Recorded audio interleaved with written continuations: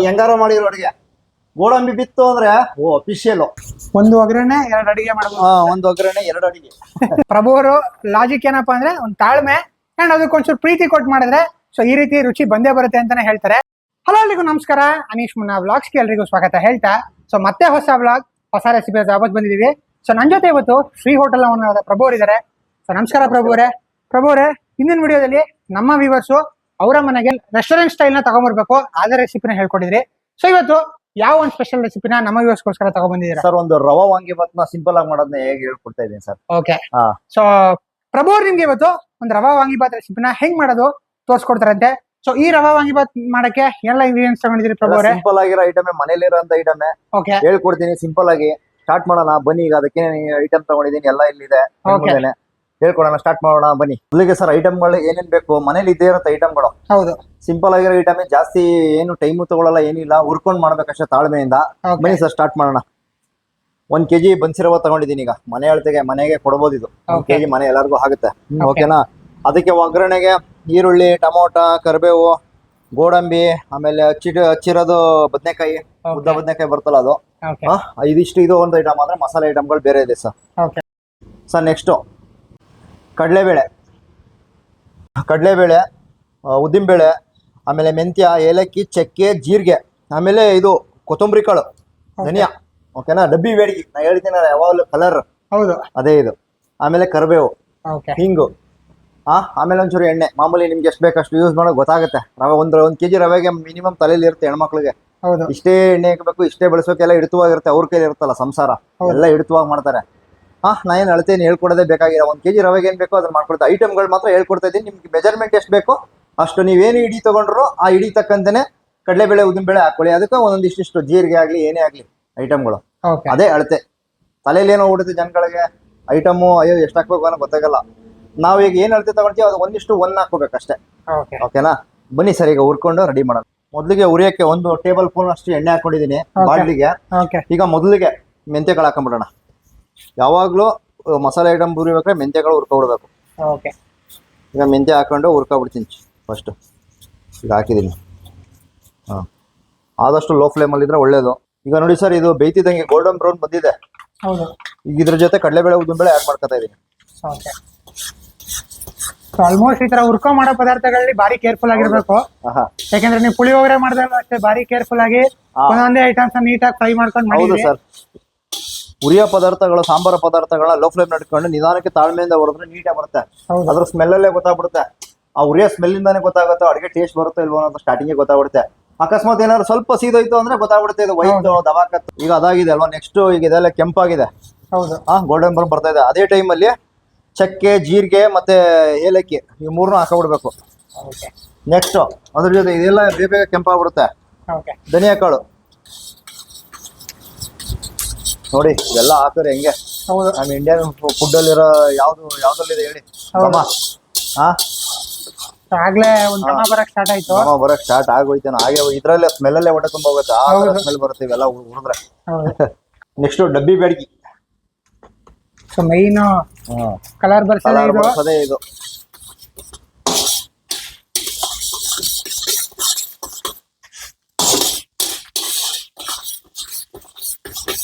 ಅದ್ರ ಜೊತೆಗೆ ಮೇನ್ ಕರಿಬೇವಿನ ಸೊಪ್ಪು, ಇವೆಲ್ಲ ರೋಸ್ಟ್ ಆಗ್ಬೇಕು. ನೋಡಿ ಎಲ್ಲ ಕೆಂಪಾಗಿದೆ ಈಗ. ಸ್ಮೆಲ್ ಹೆಂಗ್ ಬರ್ತಾ ಇದೆ? ನಮ್ಮದೇ ಇಲ್ಲ 100 ಕಿಲೋಮೀಟರ್ 1 ಕಿಲೋಮೀಟರ್ ದೂರ ಹೋಗ್ಬೇಕು. ಸ್ಮೆಲ್ ರೆಡಿ ಆಗಿರೋ ಫೀಲಿಂಗ್ ಗೊತ್ತಾಗ್ಬಿಡ್ಬೇಕಾದಾಗ ವಾಂಗಿಬಾತ್ ಮಾಡ್ತಾವ್ರ ಇಲ್ಲ ವಾಂಗಿಬಾತ್ ಏನ್ ಮಾಡ್ತಾವ್ರ ಅನ್ಬಿಟ್ಟು.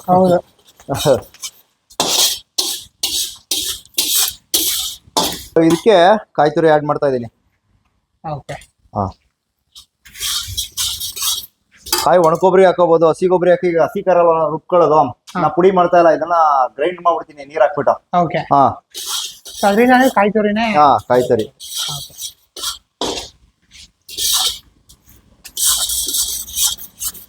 ನೆಕ್ಸ್ಟ್ ಅಡಿಗೆಗೆಲ್ಲ ರಾಜ ಹಿಂಗು. ಇದಿದ್ರೇನೆ ಅಡಿಗೆ. ಹಿಂಗು ತೆಂಗು ಅಂತಾರಲ್ಲ ಹಂಗೆ ಇದಿದ್ರೇನೆ ಕಳೆ ಒಂದು ಅಡಿಗೆಗೆ. ಹಾಕ್ತಾ ಇದೀನಿ ನೋಡಿ, ಹಿಂಗ್ ಹಾಕ್ತಾ ಇದೀನಿ. ಇನ್ನೇನಿಲ್ಲ, ಇದನ್ನ ರುಬ್ಕೊಂಬಂದು ಉಪ್ಪಿಟ್ಟು ಮಾಡ್ಬಿಡೋದೇನೆ. ಆಲ್ಮೋಸ್ಟ್ ಎಲ್ಲ ಐಟಮ್ಸು ಈಗ ಹುರಿದಾಯ್ತು. ಇದನ್ನ ರುಬ್ಬಿಟ್ಟು ರವೆ ನನ್ಗೆ ಒಗ್ಗರಣೆ ಹಾಕು ಅಂತ ಇದೆ. ಹಾಕ್ಬಿಡೋಣ ಅತ್ತಾಗ ಎಲ್ಲ ಸೇರಿ. ಓಕೆ. ಈಗ ರುಬ್ಕೊಳಕ್ಕೆ ಜಾರ್ಗೆ ಹಾಕ್ತಾ ಇದೀನಿ ಎಲ್ಲ. ಇದು ಸಾಮಾನ್ಯವಾಗಿ ಎಲ್ಲಿ ಕೊಡ್ತಾರೆ ಅಂದ್ರೆ ವೆಂಕಟೇಶ್ವರ ದೇವಸ್ಥಾನಗಳಲ್ಲಿ ಜಾಸ್ತಿ ಇದು ರವೆ ವಾಂಗಿಬಾತ್ ಮಾಡೋದು. ಓಕೆ. ಅಲ್ಲೇ ಕೊಡೋದು ಜಾಸ್ತಿ. ಇದು ಏನ್ ಟೇಸ್ಟ್ ಇರುತ್ತೆ ಗೊತ್ತಾ, ಪ್ರಸಾದ ಅಂತ ಹೆಸರು ಬಿದ್ರೇನೆ ಟೇಸ್ಟ್ ಆಗ್ಬಿಡುತ್ತದೆ. ಹೌದು. ಅದೇ ಸ್ಟೈಲಲ್ಲಿ ಅದೇ ಟೇಸ್ಟ್ ಬರೋಂಗೆ ನಾನು ಮನೇಲಿ ಹೇಳ್ಕೊಡ್ತಾ ಇದ್ದೀನಿ ಅಲ್ವಾ. ಹೌದು. ಮನೇಲಿ ಕೂತ್ಕೊಂಡು ಹೆಣ್ಮಕ್ಳು ಇವೆಲ್ಲ ಟ್ರೈ ಮಾಡ್ತಾ ಇರ್ಬೇಕು. ಹೌದು. ಗಂಡಂಗೆ ಹಾಕಿ ಕೊಡ್ತಾ ಇರ್ಬೇಕು, ಅವನ್ನ ಕೊಬ್ಬಿಸ್ತಾ ಇರ್ಬೇಕು, ತಿನ್ಬಿಟ್ಟು ಹಂಗೆ ಹಿಂಗೆ ಅಂತ ಇರ್ತಾನೆ ಹಂಗೆ ಅವ್ನು.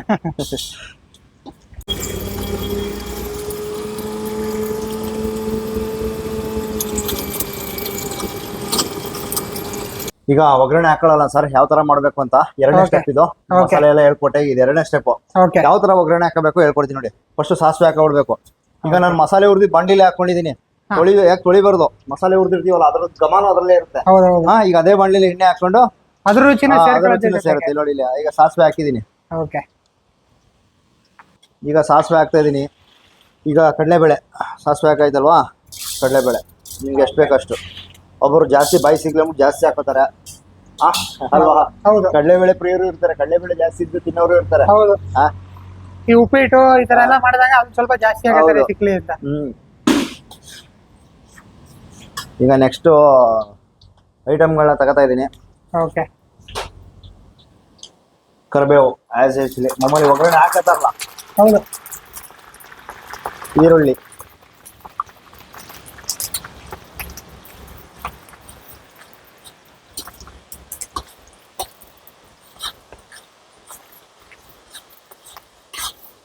ಬದನೆಕಾಯಿ ಫ್ರೈ ಮಾಡ್ತಾ ಇದ್ದೀನಿ. ಓಕೆ. ಜಾಸ್ತಿ ಫ್ರೈ ಆಗೋದೇ ಬೇಡ, ಸುಮ್ಮನೆ ಹಾಕಿ ಅಲ್ಲಾಡ್ಸರು ಸಾಕಿದು.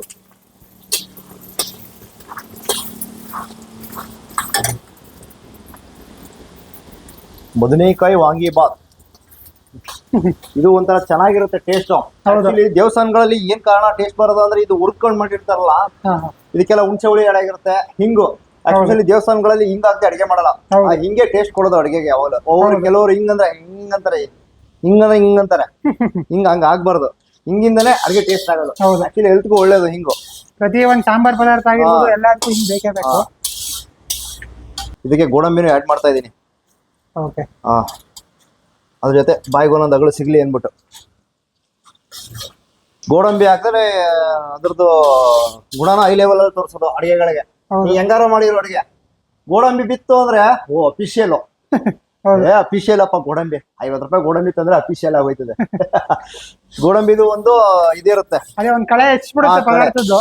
ಈಗ ಬಡವರು ಸೌಕರ್ರು ಅಂತಾರಲ್ಲ, ಹಂಗೆ ಅಡಿಗೆಲಿ ಸೌಕರ್ರು ಐಟಮ್ ಇವೆಲ್ಲ, ಬಾದಾಮಿ ಗೋಡಂಬಿ ಇವೆಲ್ಲ. ಹೌದು. ಅದನ್ನ ಹಾಕ್ಬಿಟ್ರೆ ಅಫಿಷಿಯಲ್ ಆಗಿ ತೋರಿಸುತ್ತೆ ಅಷ್ಟೇ ಅಡಿಗೆಗಳು. ಮಸಾಲೆನ ಆಡ್ ಮಾಡ್ಕೊತಾ ಇದೀನಿ ರುಬ್ಬಿರೋದು ನೋಡಿ. ಕಲರ್ ಏನು ನಾವೇನು ಹಾಕಿದೀವಿ ಎಕ್ಸ್ಟ್ರಾ? ಡಬ್ಬಿ ಬೇಡ್ಗಿ ಅಮ್ಮ ಕಲರ್ ಬರ್ಸ್ಬಿಡ್ತಾಳೆ ಹಂಗೆ. ಎಲ್ಲ ಡಬ್ಬಿ ಬ್ಯಾಡ್ಗಿ ಮಹಿಮೆ. ಡಬ್ಬಿ ಬೇಡ್ಗಿ ಮಹಿಮೆ ಇವೆಲ್ಲ. ಇದನ್ನ ಒಂಚೂರು ಎಣ್ಣೆ ಬಿಡೋವರೆಗೂ ಸ್ವಲ್ಪ ಫ್ರೈ ಆಗಬೇಕು. ಓಕೆ. ಸರ್ ಈಗ ಉಪ್ಪನ್ನ ಆ್ಯಡ್ ಮಾಡ್ತಾ ಇದ್ದೀನಿ. ನಿಮ್ಗೆ ಎಷ್ಟು ಬೇಕು ರುಚಿ ಗೊತ್ತಾಗುತ್ತೆ. ಓಕೆ. ಉಪ್ಪು ಎಷ್ಟು ಹಾಕ್ಬೇಕು ಅಂದ್ಬಿಟ್ಟು ಹಾಕ್ತಾ ಇದ್ದೀನಿ ಉಪ್ಪು. ಈಗ ಫ್ರೈ ಆಗಿದೆ ಇದು. ಇದೇ ಟೈಮಲ್ಲಿ ಏನು ಮಾಡಬೇಕು, ಟೊಮೊಟೊ ಹಣ್ಣು ಬೆರೆಸ್ಕೋಬೇಕು. ಕೊನೆಯಲ್ಲಿ ಟೊಮೊಟೊ ಹಾಕಬೇಕು. ಯಾಕೆ ಟೊಮೊಟೊ ಈ ಟೈಮಲ್ಲಿ ಹಾಕ್ಬೇಕು ಅಂದ್ರೆ ತಳ ಹಿಡಿಯಲ್ಲ, ಹುಳಿ ಬೀಳುತ್ತಲ್ಲ ಅದ್ರದ್ದು. ಓಕೆ. ತಳ ಹಿಡಿಯಲ್ಲ ಯಾವುದೇ ಪದಾರ್ಥ ಇಲ್ಲಿ. ಟೊಮೊಟೊನ ಲಾಸ್ಟ್ ಹಾಕ್ಬೇಕು. ಹಾಕೋದ್ರಿಂದ ಏನಾಗುತ್ತೆ, ತಳ ಒತ್ತೋ ಇದು ಯಾವುದು ಬರೋದೇ ಇಲ್ಲ. ಓಕೆ. ಟೊಮೊಟೊ ಬೇಗ ಬೆಂದೋಗುತ್ತೆ.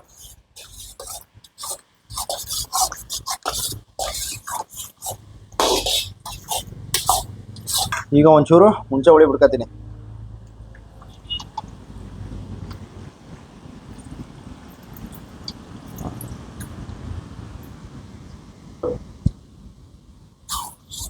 ಸರ್ ಇದರಲ್ಲಿ 2 in 1 ಅಡಿಗೆ ಅಂತ ಇದು.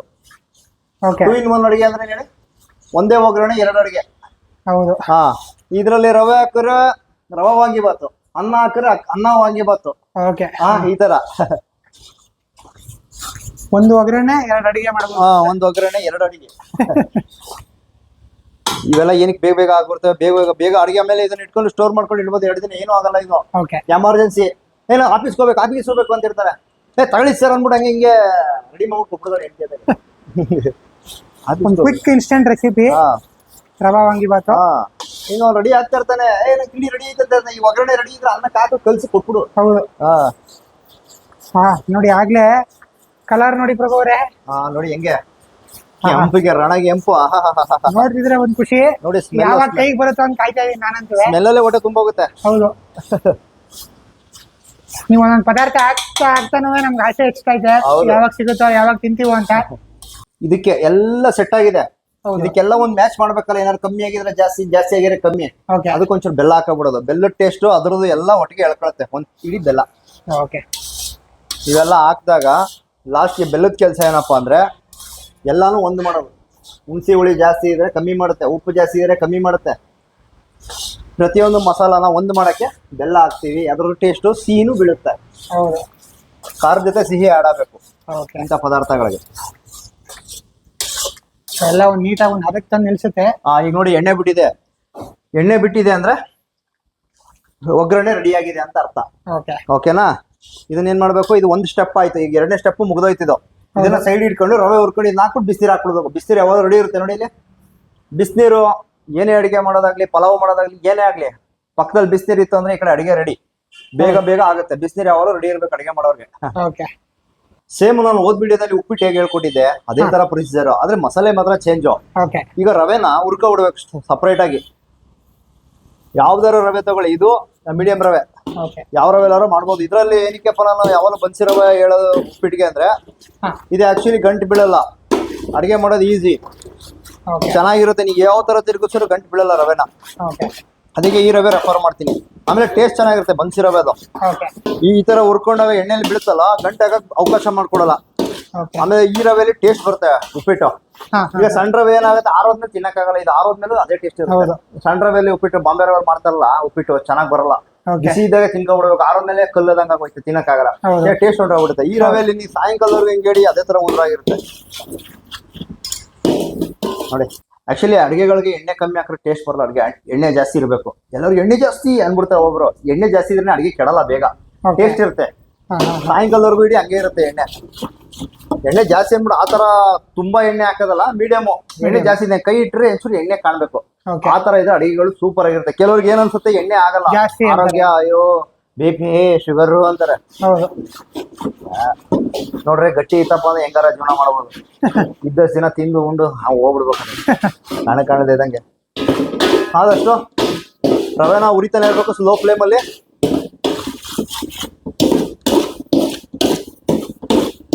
ಸೊ ಫೈನಲಿ ಇದು ಲಾಸ್ಟ್ ಸ್ಟೆಪ್ ಪ್ರಭು. ಲಾಸ್ಟ್ ಸ್ಟೆಪ್ ಇದು ಮುಗೀತಲ್ವಾ? ಓಕೆ. ಈಗ ರವೆ ಚೆನ್ನಾಗಿ ಫ್ರೈ ಆಗಿದೆ. ಈಗ ನಾವೇನ್ ಮಾಡೋಣ ಅಂದ್ರೆ, ಹಾ. ಮಸಾಲೆ ರುಬ್ಬಿಟ್ಕೊಂಡವಲ್ಲ, ಎಲ್ಲ ಒಗ್ಗರಣೆ ನಾವು ಐತಲ್ಲ ಅದನ್ನ ತಂದು ಇದಕ್ಕೆ ಸರ್ಕೊಂಡು ಓಕೆ. ಎಷ್ಟು ಬೇಕಷ್ಟು ಬಿಸಿನೀರು ಆಡ್ ಮಾಡ್ತಾ ತಿರುಗಿಸ್ತಾ ಹೋಗ್ಬೇಕು. ಹೌದು. ಆಗ ನಿಮ್ಗೆ ಸ್ಕೂಪ್ ಲೊಟ್ಟ ಅನ್ನುತ್ತೆ ಹಂಗೆ. Okay. ಹಿಂಗಂದ್ರೆ ಸಾಕು, ಅಂಟ್ಕೊಳ್ಳೋದಿಲ್ಲ. ಹಿಂಗಂದ್ರೆ ಸಾಕು, ಲೊಟ್ಟ ಅನ್ನೋದು ಇದು. ಮಸಾಲೆನ ಆಡ್ ಮಾಡ್ತಾ ಇದೀನಿ ಇದಕ್ಕೆ, ಓಕೆ. ಹುರ್ಕತೀನಿ ಈಗ.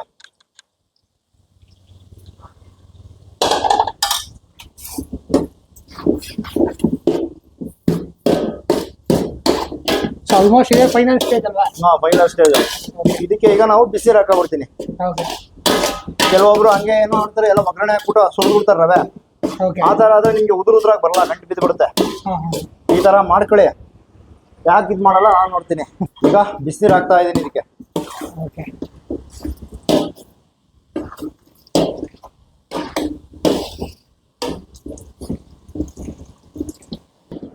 ಉದುರ್ಬೇಕಂದ್ರೆ ಕಮ್ಮಿ ನೀರು ಹಾಕೊಳ್ಳಿ, ಜಾಸ್ತಿ ಪೇಸ್ಟ್ ಬೇಕು ಸ್ವಲ್ಪ ಮೆತ್ತನೆ ಬೇಕಂದ್ರೆ ಜಾಸ್ತಿ ನೀರು ಹಾಕೊಳ್ಳಿ ಅಷ್ಟೇ.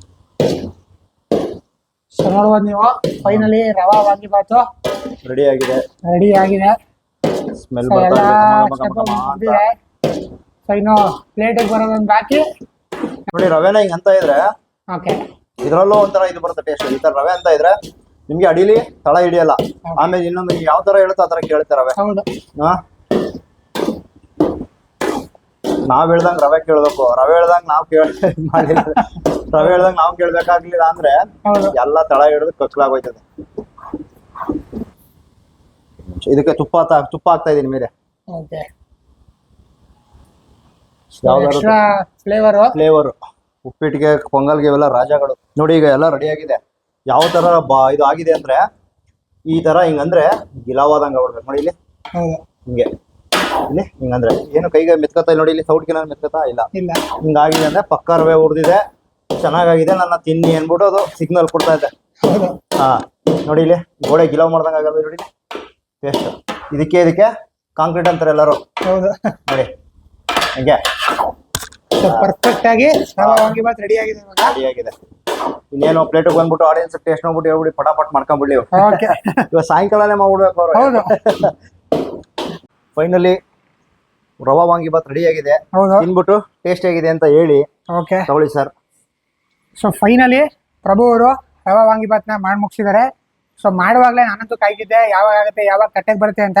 ಸೊ ಫೈನಲಿ ಇವಾಗ ರೆಡಿ ಇದೆ, ನನ್ನ ಕೈಗೂ ಬಂದಿದೆ. ಟೇಸ್ಟ್ ನೋಡೋಣ ಬನ್ನಿ. ಸೊ ಇವಾಗ ಟೇಸ್ಟ್ ನೋಡ್ತಾ ಇದ್ದೀನಿ. ಹೀಗಿದೆ ಸರ್. ಅಪ್ಪ ಸೂಪರ್ ಆಗಿದೆ ಪ್ರಭು ಅವರೇ.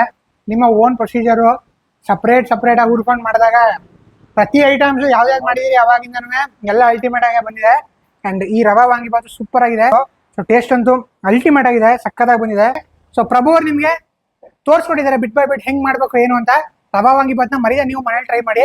ಅಂಡ್ ಪ್ರಭು ಅವರೇ, ಸೊ ಈ ರೀತಿ ಪದಾರ್ಥಗಳು ಚೆನ್ನಾಗಿ ಬರೋದಕ್ಕೆ ನಿಮ್ಮಲ್ಲಿ ಏನೋ ಒಂದು ಲಾಜಿಕ್ ಅಂತ ಇಟ್ಟಿರ್ತೀರಿ, ಏನೋ ಏನಿಲ್ಲ, ತಾಳ್ಮೆ, ಹೌದು ಅದಕ್ಕೆ ಪ್ರೀತಿಯಿಂದ ಅಡಿಗೆ ಮಾಡ್ಬೇಕಷ್ಟೇ, ಇನ್ನೇನು ಇಲ್ಲ. ನಾವು ಬೇಕಾಬಿಟ್ಟಿ ಅಡಿಗೆ ಮಾಡೋ ಟೇಸ್ಟ್ ಬರಲ್ಲ. ಅದಕ್ಕೆ ತಾಳ್ಮೆಯಿಂದ ಪ್ರೊಸೀಜರ್ ಏನೇನಿದೆ ಅದೇ ತರ ಟೈಮ್ ಕೊಟ್ಟು ಮಾತ್ರ ಅಡಿಗೆ ಮಾಡೋದು.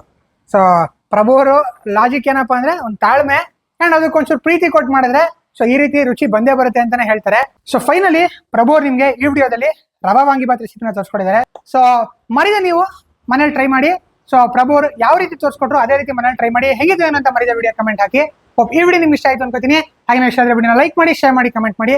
ಹಾಗೆ ನೀವು ನನ್ನ ಚಾನಲ್ ಹೊಸದಾಗಿ ನೋಡ್ತೀರಾ ಮರಿದ ನನ್ನ ಚಾನಲ್ ಸಬ್ಸ್ಕ್ರೈಬ್ ಮಾಡ್ಕೊಳ್ಳಿ. Thank you.